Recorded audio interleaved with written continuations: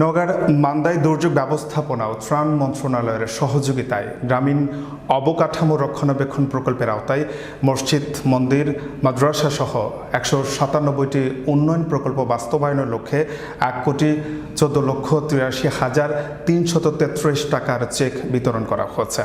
সোমবার বেলা ১২টার দিকে উপজেলা পরিষদের হল রুমে উপজেলা নির্বাহী কর্মকর্তা লাইলা আঞ্জুমান বানুর সভাপতিত্বে ও উপজেলা প্রকল্প বাস্তবায়ন কর্মকর্তা রেজাল করিমের সঞ্চালনায় অনুষ্ঠানে প্রধান অতিথি হিসেবে উপস্থিত ছিলেন সংসদ সদস্য, সাবেক পাট ও বস্ত্রমন্ত্রী মোহাম্মদ ইমাজ উদ্দিন প্রামাণিক। বিশেষ অতিথি হিসেবে উপস্থিত ছিলেন উপজেলা পরিষদের চেয়ারম্যান আলহাজ এমদাদুল হক মোল্লা, উপজেলা আওয়ামী লীগের সভাপতি নাজিমউদ্দিন মণ্ডল, উপজেলার স্বাস্থ্য কর্মকর্তা ডক্টর বিজয় কুমার রায় ও মাধ্যমিক শিক্ষা কর্মকর্তা শাহ এমপি পুত্র Shefayet Jamil Pramanik Sourav, Bharso UP chairman Mustafizur Rahman Sumon, Nurulabad UP chairman Abu Saeed Jalal Chanchal, Bishnupur UP chairman SM Gulam Azam, Bhalain UP chairman Golam Mostafa সহ আওয়ামী লীগের অঙ্গ সহযোগী সংগঠনের নেতৃবৃন্দ উপস্থিত ছিলেন।